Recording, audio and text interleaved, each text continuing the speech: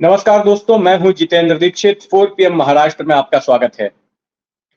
महाराष्ट्र की शिंदे सरकार एक संकट से तो मुक्त हो गई। पिछले 2 हफ्तों से महाराष्ट्र में जो मराठा आरक्षण की आग लगी हुई थी, वो शांत हो चुकी है और मनोज जरंगे पाटिल ने एकनाथ शिंदे को समय दे दिया है 2 महीनों का कि सरकार मराठाओं को आरक्षण देने के मामले में, शिक्षा और रोजगार में आरक्षण देने को लेकर कोई पुख्ता फैसला करे। हालांकि तलवार अभी भी लटक रही है, लेकिन फौरी तौर पर उन्हें राहत तो मिल गई है। तो एक संकट से तो सरकार मुक्त हो गई फिलहाल के लिए, लेकिन एक दूसरा संकट मुंह बाया खड़ा है एकनाथ शिंदे और उनके साथियों के सामने। और ये संकट है विधानसभा से अयोग्यता का, डिस्क्वालिफिकेशन का। ये मामला पिछले साल से ढुलमुल तरीके से आगे बढ़ रहा था। जब पिछले साल उन्होंने बगावत की थी जून में, और फिर जुलाई में जब वे मुख्यमंत्री बने थे, तब से लेके अब तक के मामला धीरे धीरे तारीख पर तारीख इस पूरे मामले में पड़ती जा रही थी। क्योंकि जब उन्होंने बगावत की तो शिवसेना उद्धव गुट की ओर से स्पीकर के सामने अर्जी दायर की गई थी कि इन लोगों को दल बदल कानून के तहत अयोग्य घोषित किया जाए। और उसके बाद एकनाथ शिंदे की ओर से भी ऐसी याचिका दायर की गई। फिर मामला सुप्रीम कोर्ट में गया और इसी साल मई में सुप्रीम कोर्ट ने स्पीकर को कहा कि आप जल्द से जल्द इस पूरे मामले में अपना फैसला लीजिए।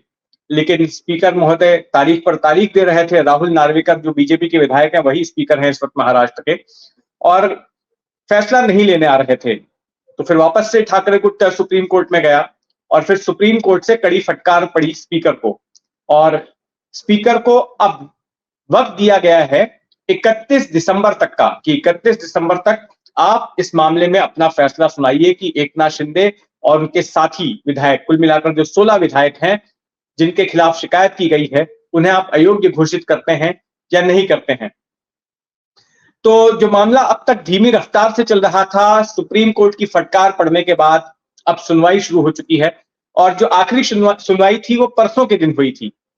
और परसों के दिन जब सुनवाई हुई तो शिंदे गुट की ओर से एक ऐसा पैंतरा चला गया जिसने सभी को चौंका दिया। पैंतरा क्या था?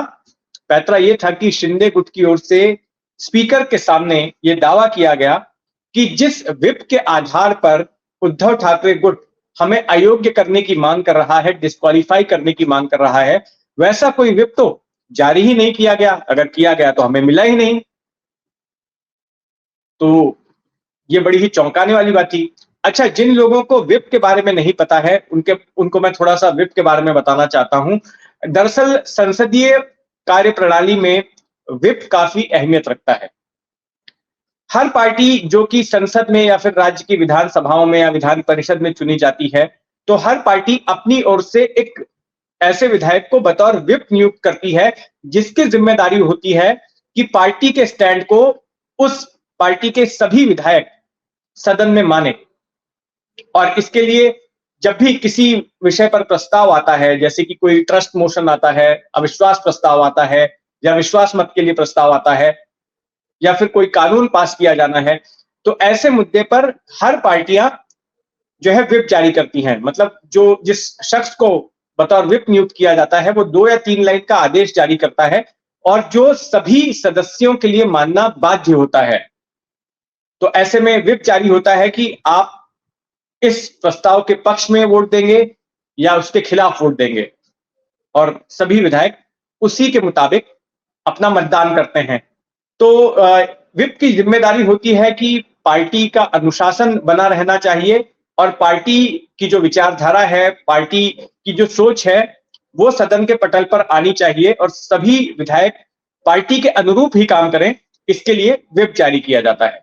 तब यहां पर उद्धव ठाकरे की ओर से पिछले साल जब बगावत हुई तो 2 व्हिप जारी किए गए थे। एक व्हिप 2 जुलाई को जारी किया गया था, 2 जुलाई 2022 को, और दूसरा व्हिप जारी किया गया था 2 दिनों बाद, 4 जुलाई 2022 को। और इन व्हिप के जरिए ये कहा गया सभी विधायकों को, क्योंकि तभी आधिकारिक तौर पर शिवसेना जो है टूटी नहीं थी, भले ही बगावत हो गई थी, लेकिन चुनाव आयोग की नजर में वो शिवसेना टूटी हुई नहीं थी, और ना ही विधानसभा की नजर में। विधानसभा के सामने तो वो एक ही पार्टी थी।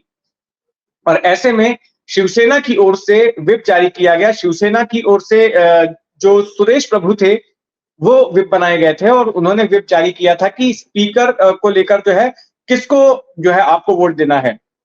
उनकी ओर से राजन साल्वी उम्मीदवार थे स्पीकर के और ये व्हिप जारी किया गया कि उन्हीं को वोट दिया जाना है।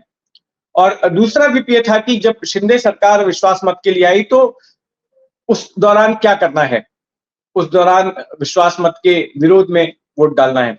दूसरा व्हिप ये था। तो उद्धव ठाकरे का कहना है, ये दलील है कि 16 विधायकों ने, हालांकि 40 विधायकों ने धीरे धीरे करके आगे जाके ये संख्या 40 हो गई थी, लेकिन जो मुख्य मामला है वो 16 विधायकों का है कि इन 16 विधायकों ने व्हिप की अवहेलना की है। और व्हिप की अवहेलना करने पर कानून में ऐसा प्रावधान है कि दल बदल कानून के तहत व्हिप की अवहेलना करने वाले विधायकों को डिस्क्वालीफाई कर दिया जाता है, उनकी सदस्यता चली जाती है। पार्टी से तो उनको निकाला ही जाता है, लेकिन इसके साथ साथ उनकी जिस सदन के वो सदस्य हैं, विधानसभा या विधान परिषद के, जहां के व्हिप का उन्होंने वायलेशन किया है, वहां से उनकी सदस्यता चली जाती है। तो इस ग्राउंड पर स्पीकर से शिकायत की गई। अब तक राहुल नार्वेकर स्पीकर चुने जा चुके थे, तो उनसे कहा गया कि अब आप इनको डिस्क्वालीफाई कीजिए।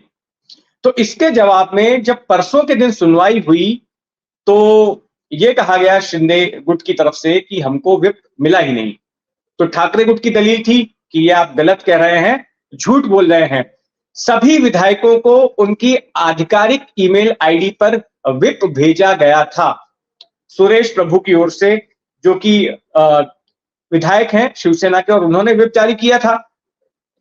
तो इस पर शिंदे गुट के विधायकों की दलील है कि वो ईमेल आईडी किसी और की हो सकती है, हमको तो नहीं मिली। तो इस पर ठाकरे गुट का कहना है कि आपको ईमेल भेजा गया था, वो आपको मिली भी है और इसके सबूत भी हमारे पास हैं। आप ये कहकर नहीं बच सकते कि हमको तो व्हिप मिली ही नहीं, तो उसके वायलेशन का सवाल ही नहीं उठता है। इसके लिए समय मांगा गया और अब समय दिया गया है 21 नवंबर का। 21 नवंबर को हो सकता है कि ठाकरे गुट की ओर से सबूत पेश किए जाएंगे स्पीकर के सामने कि देखिए हमने व्हिप जारी किया था और ये उसका सबूत है कि इनको ये व्हिप मिल भी गया था। लेकिन दूसरी तरफ 21 नवंबर की तारीख भी अपने आप में जो है सवाल खड़ा करती है, क्योंकि 31 दिसंबर तक की मियाद दी हुई है सुप्रीम कोर्ट ने। तो अब इतनी लंबी तारीख देने का क्या मतलब है? शिवसेना ये डिमांड कर रही है कि आप प्रतिदिन हियरिंग लीजिए, हर दिन सुनवाई होनी चाहिए, लेकिन फिलहाल 21 तारीख दी गई है।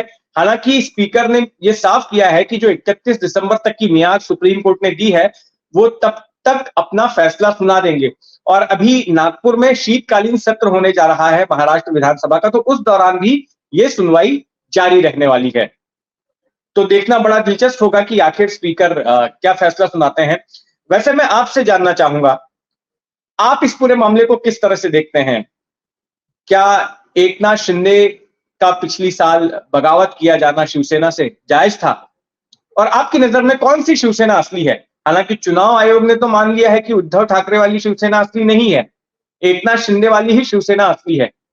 लेकिन आप में से जो लोग शिवसेना का इतिहास जानते हैं, शिवसेना के तौर तरीके जानते हैं, शिवसेना की विचारधारा से परिचित हैं, वो अब क्या मानते हैं? कौन सी शिवसेना असली है? और एक और सवाल आपसे है जो मैं चाहूंगा कि आप कमेंट बॉक्स में लिखकर बताएं कि राहुल नार्वेकर बीजेपी के विधायक हैं, स्पीकर पद पर आसीन हैं और उनके ऊपर आरोप लग रहा है कि वो पक्षपात करते हैं। शिवसेना उद्धव गुट की ओर से आरोप लगाया गया। तो क्या आप मानते हैं कि राहुल नार्वेकर दलगत राजनीति से उठकर जिस संवैधानिक पद पर वो बैठे हैं, आसीन हैं, उसकी गरिमा को बरकरार रखते हुए निष्पक्ष तौर पर अपना फैसला सुना पाएंगे? जो भी आपका सोचना हो कमेंट बॉक्स में जरूर लिखिएगा, मुझे इंतजार रहेगा। तो महाराष्ट्र की तमाम घटनाक्रमों पर हमारी नजर बनी रहेगी। आप भी अपनी नजर बनाए रखें 4 PM महाराष्ट्र पर। धन्यवाद।